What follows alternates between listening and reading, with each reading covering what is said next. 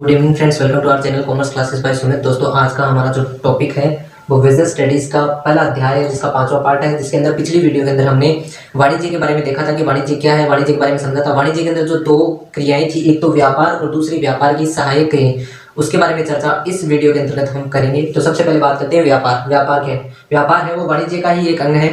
इसका अर्थ बिक्री, हस्तांतरण और विनिमय से ले सकते हैं अपन। यह उत्पादित वस्तुओं को अंतिम उपभोक्ता तक उपलब्ध कराता है। कौन कराता है? ये व्यापार। व्यापार है जो उत्पादित वस्तुओं को अंतिम उपभोक्ताओं तक उपलब्ध कराता है। आज के युग में वस्तुओं का उत्पादन, आज के जो युग में वस्तुओं का जो उत्पादन है वो बहुत बड़े पैमाने पर किया जाता है, लेकिन उत्पादकों के लिए अपनी वस्तुओं की बिक्री, उत्पादकों के लिए अपनी वस्तुओं की बिक्री प्रत्येक उपभोक्ता को अलग अलग कर पाना दुष्कर हो जाता है। इसके लिए क्या करता है उत्पादक? क्या करता है? व्यापार का सहारा लेता है। व्यापार का सहारा लेकर अंतिम उपभोक्ता तक वह वस्तुएं उपलब्ध करवाता है।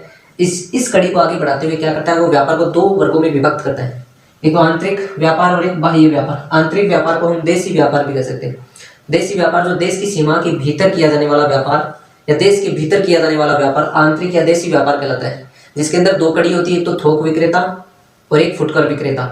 एक थोक व्यापारी और एक फुटकर व्यापारी। अगर बड़े पैमाने पर वस्तुओं और सेवाओं का आदान प्रदान किया जाता है तो थोक विक्रेता के जरिए होता है, और अगर छोटे पैमाने पर होता है तो फुटकर विक्रेता के द्वारा होता है। उसी प्रकार बात करें बाह्य व्यापार या विदेशी व्यापार, देश के बाहर होने वाला व्यापार विदेशी व्यापार कहलाता है। यानी जब हम देश से किसी दूसरे देश से जब अपने देश में कोई वस्तुओं और सेवाओं का जो वो खरीदते हैं तो उसे आयात कहते हैं, और यहाँ से यानी हमारे देश से जब वस्तुएं और सेवाएं जब बाहर किसी देश में भेजते हैं तो उसे निर्यात कहते हैं। अगर दूसरे देश से हमने हमारे देश में प्रोडक्ट खरीदा, दूसरे देश से हमारे देश में प्रोडक्ट खरीदा किसी दूसरे देश में भेजने के लिए, तो उसे पुनर्निर्यात कहेंगे। तो ये तीन शब्द, और इसके अंदर ये थोक विक्रेता और फुटकर विक्रेता, वो भी आप थोड़ा समझिएगा, याद कीजिएगा। तो ये आपका व्यापार के बारे में।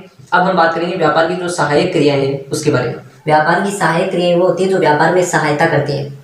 इन्हें हम सेवाएं भी कह सकते हैं। व्यापार की जो सहायक क्रिया होती है वो सेवाएं भी होती है, यानी सेवा प्रदान करती है व्यापार के अंतर्गत। ये व्यापार की जो सहायक क्रियाएं हैं ये व्यापार में सहायता नहीं करती, बल्कि उद्योगों में भी इसका बहुत बड़ा प्रभाव रहता है। उद्योगों में भी ये सहायता करती है, इसलिए इन्हें सहायक क्रियाएं कहते हैं। इसके बारे में कुछ थोड़ी परिभाषाएं वो मैं आपको बता देता हूँ। इन क्रियाओं को सेवाएं भी कहते हैं, ठीक है, क्योंकि ये उद्योग एवं व्यापार में सहायक होती हैं। जैसे परिवहन, बैंकिंग, बीमा, भंडारण और विज्ञापन व्यापार में सहायक कार्य हैं। अर्थात ये वे क्रियाएं हैं जो सहायक की भूमिका निभाती है। वास्तव में ये क्रियाएं न केवल व्यापार में सहायक है बल्कि उद्योगों में भी सहायक है, ठीक है।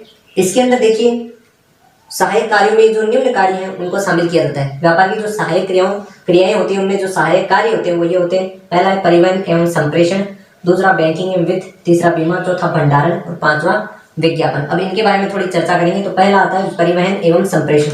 इसके बारे में बता देता हूँ आपको। वस्तुओं का उत्पादन कुछ विशिष्ट जगहों पर होता है। उदाहरणार्थ चाय असम में होती है, रुई गुजरात में और महाराष्ट्र में होती है, जूट होती है पश्चिम बंगाल में और ओडिशा में, चीनी होती है उत्तर प्रदेश में, बिहार तथा महाराष्ट्र आदि में, ठीक है। लेकिन उपभोग के लिए इन वस्तुओं की आवश्यकता पूरे देश में पड़ती है, ठीक है। तो उसके लिए जो हमारे पास जो सड़क परिवहन है, रेल परिवहन है, तटीय जहाज है, उनके जरिए हम माल को, वस्तुओं और सेवाओं को एक जगह से दूसरे जगह पर भेजते हैं। तो ये परिवहन और संप्रेषण जो कार्य है वो सहायक की भूमिका अदा करता है व्यापार में। अब बात करें बैंकिंग एवं वित्त की, तो धन के बिना व्यवसाय चला पाना असंभव है, ठीक है, क्योंकि धन ही आवश्यकता, परिसंपत्तियों को क्रय करने तथा नित्य प्रति जो खर्चे होते हैं उनको पूरा करने के लिए जरूरत होती है वित्त की, धन की। व्यवसायी आवश्यक धनराशि बैंक से प्राप्त कर सकता है। बैंक वित्त की समस्या का समाधान कर व्यवसाय की सहायता करता है। वाणिज्यिक बैंक अधिविकर्ष, नगद साख, ऋण, अग्रिम के माध्यम से राशि उधार देते हैं। बैंक चेक की वसूली, धन अन्य स्थानों पर भेजने, व्यापारी की ओर से बिल का भुगतान करने का कार्य भी करता है। तो ये बैंकिंग एवं वित्त करता है, यानी वित्त की व्यवस्था वो बैंकिंग करता है व्यापार के अंतर्गत, ठीक है। अब बात करते हैं बीमा। व्यवसाय में अनेक प्रकार की जोखिम होती है, तो आप लोग मानते हैं। कारखाने की इमारत, मशीन, फर्नीचर आदि का आग लग जाना, चोरी हो जाना, ठीक है। इन जोखिमों से बचाव के लिए हम क्या कराते हैं? उस माल का बीमा करवाते हैं, इंश्योरेंस करवाते हैं।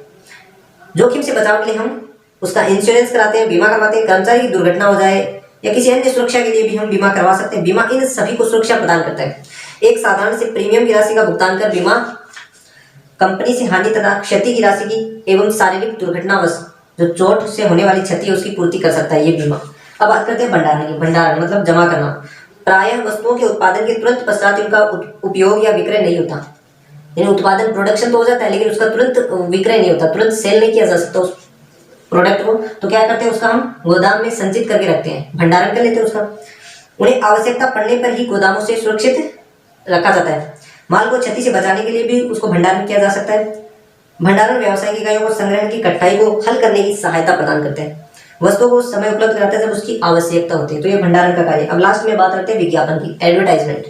एडवर्टाइजमेंट क्या होता है कि वस्तुओं के संवर्धन की महत्वपूर्ण विधि होती है। विशेष रूप से उपभोक्ता वस्तुएं जैसे इलेक्ट्रॉनिक वस्तुएं हैं, स्वचालित वाहन है, साबुन है, डिटर्जेंट पाउडर है आदि है। इनमें से अधिकांश का निर्माण एवं बाजार में आपूर्ति अनेक छोटी छोटी इकाइयों द्वारा की जाती है। उत्पादकों एवं व्यापारियों का प्रत्येक उपभोक्ता से व्यक्तिगत रूप से मिलना संभव नहीं होता, इसलिए वो इनका क्या करती है, विज्ञापन निकालती है, एडवर्टाइजमेंट करती है और ग्राहकों तक पहुंचाती है। ग्राहक उस एडवर्टाइजमेंट को देखकर उससे प्रलोभित होकर उस प्रोडक्ट को खरीदने के लिए तत्पर होते हैं और वो खरीदते हैं। इस प्रकार से विज्ञापन भी एक सहायक क्रिया के तौर पर व्यापार में कार्य करती है। तो आई होप दोस्तों आपको मैंने वाणिज्य के अंदर व्यापार और व्यापार की सहायक क्रियाओं के बारे में बताया होगा। आगे के पार्ट में मैं व्यवसाय के अंदर जो जोखिम होती है उसके बारे में बताएंगे, या उद्देश्य क्या है व्यवसाय के स्थापित करने की, वो उसके बारे में हम चर्चा करेंगे। वीडियो को लाइक कर देना, शेयर कर देना और चैनल को सब्सक्राइब जरूर कर देना।